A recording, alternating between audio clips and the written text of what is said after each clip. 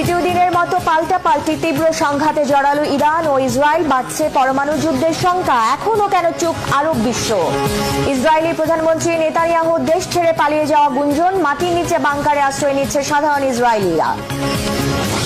মাত্র 10 মিনিট দেরি করায় বাঁচল জীবন কিভাবে, জানালেন জীবিত ভূমি। তাহলে কি কিছু ক্ষতি বড় বিপদ থেকে বাঁচায়?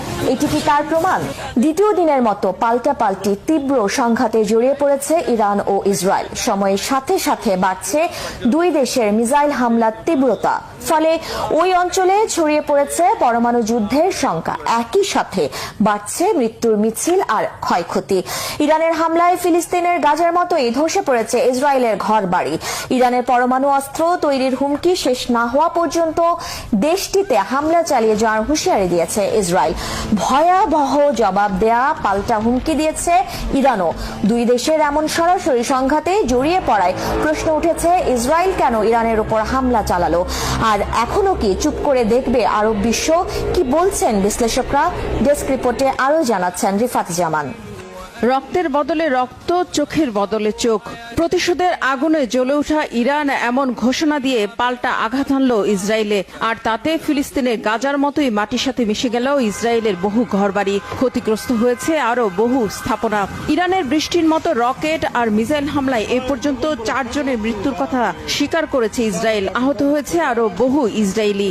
যদিও মধ্যপ্রাচ্যের বিশ্লেষকরা বলছেন, ইরানের ব্যাপক হামলায় ইসরায়েলের মৃত্যু ও ক্ষয়ক্ষতির প্রকৃত সংখ্যা আরো অনেক বেশি। তবে ইসরায়েলের গণমাধ্যমের উপর কঠোর বিধিনিষেধ থাকায় দেশটিতে ঠিক কতজন মারা গেছে তার সঠিক তথ্য পাওয়া যাচ্ছে না।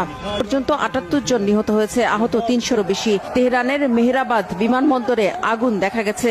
এমন অবস্থায় দ্বিতীয় দিনের মতো পাল্টাপাল্টি তীব্র হামলা ও সংঘাতে জড়িয়ে পড়েছে ইরান ও ইসরায়েল। বন্ধ ইরানের সব আকাশসীমা। ইরান যদি ক্ষেপণাস্ত্র হামলা চালিয়ে যায় তাহলে তেহরান পূর্বে বলে হুঁশিয়ারি দিয়েছে ইসরায়েল। কঠোর জবাব দেওয়ার পাল্টা হুমকি দিয়েছে ইরানও। ফলে বাড়ছে পরমাণু যুদ্ধের শঙ্কা। প্রশ্ন উঠেছে, আমেরিকার মিত্র ইসরায়েল কেন হঠাৎ ইরানে হামলা চালালো? কেন এখনো চুপ করে আছে আরব বিশ্ব? এই সংঘাত পুরোপুরি যুদ্ধে রূপ নিলে কি ভয়াবহ পরিস্থিতি হবে গোটা মধ্যপ্রাচ্যের? পারমাণবিক স্থাপনার হামলার ভয়াবহ পরিণতি কি বিশ্ব সামাল দিতে পারবে? পরমাণু যুদ্ধের ফল কতটা ঝুঁকিতে ফেলে দেবে গোটা বিশ্বের জনজীবনকে?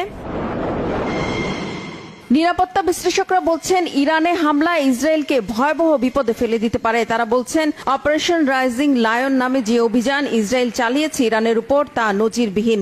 80-র দশকে ইরান ইরাক যুদ্ধের পর এটি ইরানের ভূখণ্ডের উপর চালানো সবচেয়ে বড় হামলা। প্রশ্ন উঠেছে, পরমাণু ইস্যুতে ইরানের সাথে যখন যুক্তরাষ্ট্রের দফায়